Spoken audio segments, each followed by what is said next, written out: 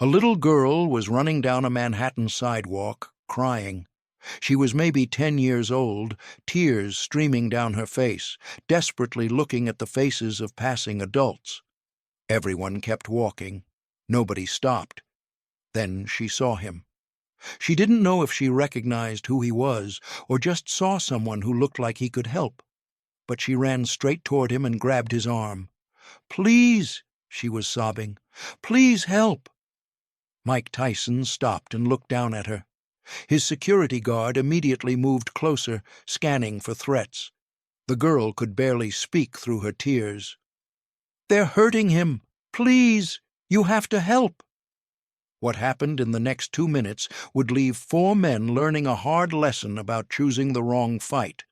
But before we get to that moment, if you're enjoying these untold Mike Tyson stories, we post new videos every single day, so hit that subscribe button and don't miss out.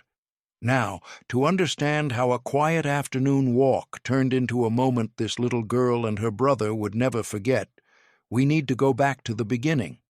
It was a warm afternoon in Manhattan, sometime in the mid-2000s. Mike Tyson, now in his late 30s and retired from professional boxing, was walking down a busy midtown street with his security guard Marcus. They'd just finished a business meeting discussing endorsement deals and media appearances. The meeting had gone well, productive conversations about brand partnerships that made sense for where Mike was in his life now. Mike was dressed casually but presentably, dark jeans, a button-down shirt, and his leather jacket.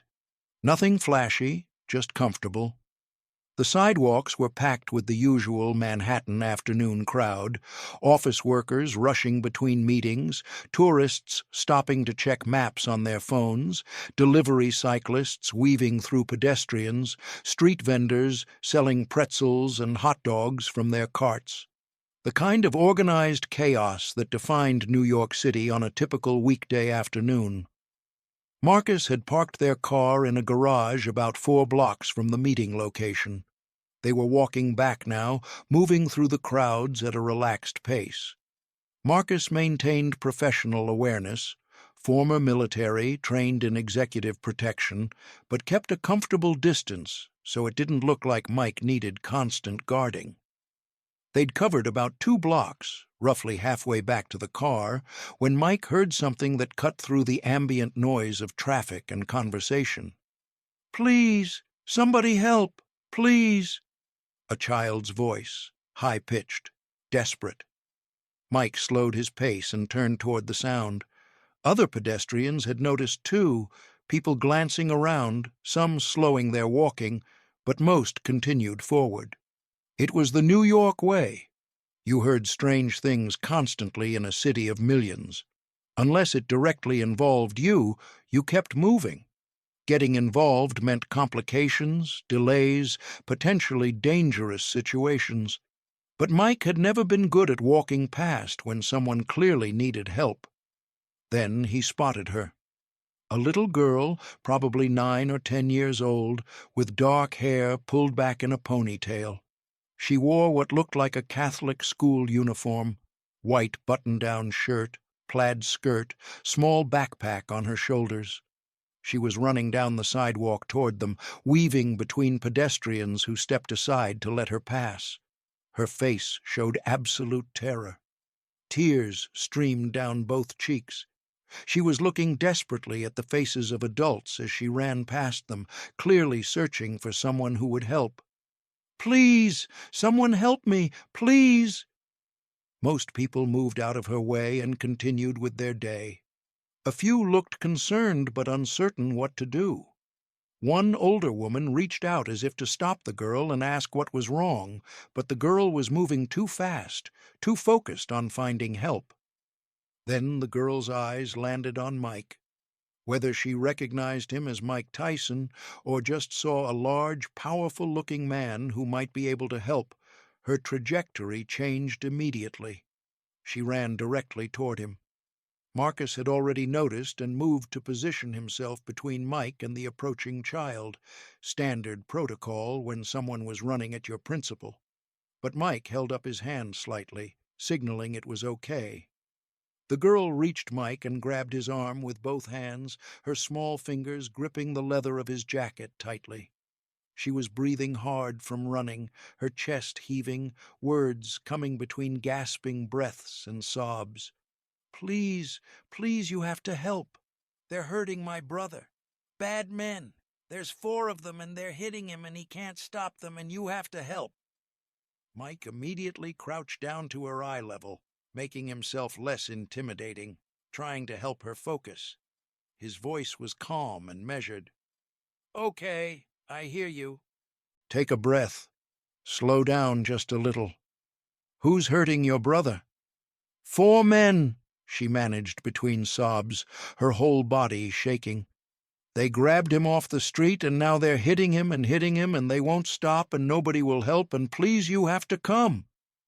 Marcus had shifted into operational mode, his eyes scanning the area for threats. "Where?" he asked, voice calm but urgent. The girl pointed down a side street about half a block away, one of the narrower cross streets connecting the main avenues. "There, down there, in the alley. Please hurry. They're really hurting him."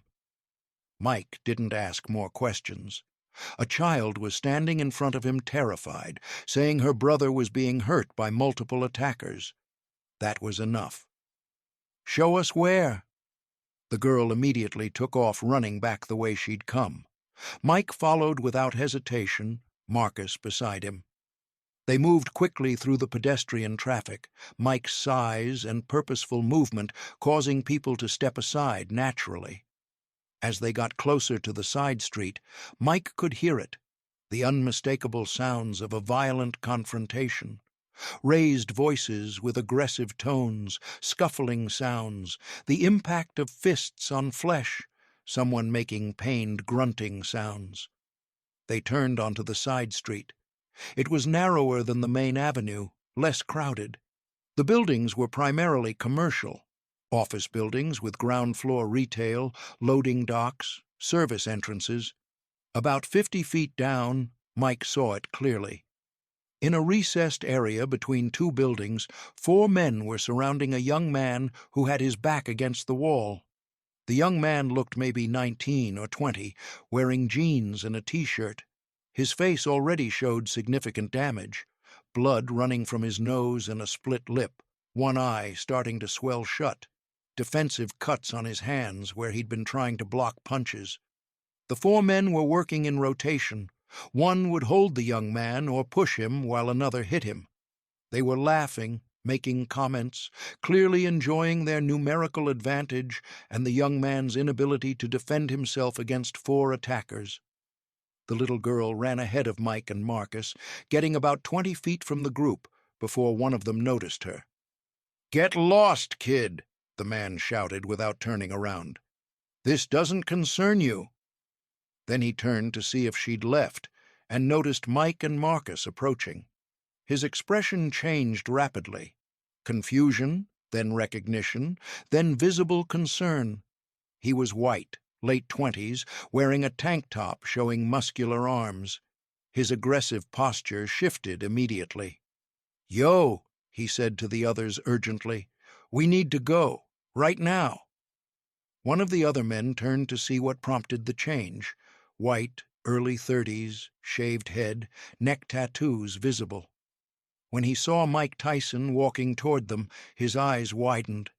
"Oh, shit, that's Mike Tyson." "I know," the first man said with increased urgency. "That's why we're leaving. Come on." But the other 2, backs still to Mike, focused on their victim, didn't understand. "What?" one said without turning. Stocky Latino guy in a tank top. "Why are we leaving? We're handling this punk. He owes money."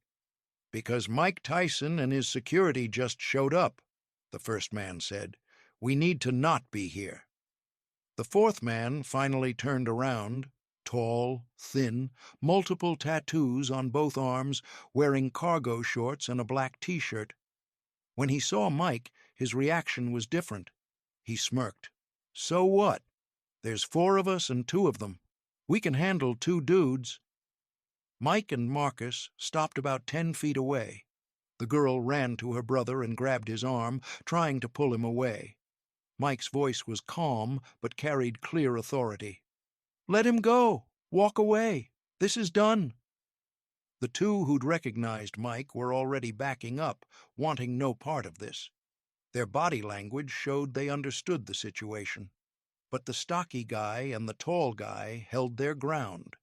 The stocky one turned fully to face Mike, looking him up and down with contempt. "Man, I don't care who you used to be. This is our business. The kid owes us money. You should keep walking." The young man against the wall managed to speak through his split lip. "I don't owe them anything. They just grabbed me." "Shut up," the tall guy snapped, stepping toward him threateningly. Marcus shifted position, ready to intervene, but Mike raised his left hand slightly. "Hold position."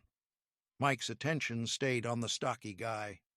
"Last time. Let him go. Walk away. Don't make this worse." The stocky guy laughed harshly. "Worse for who? There's 4 of us and 2 of you. Good odds."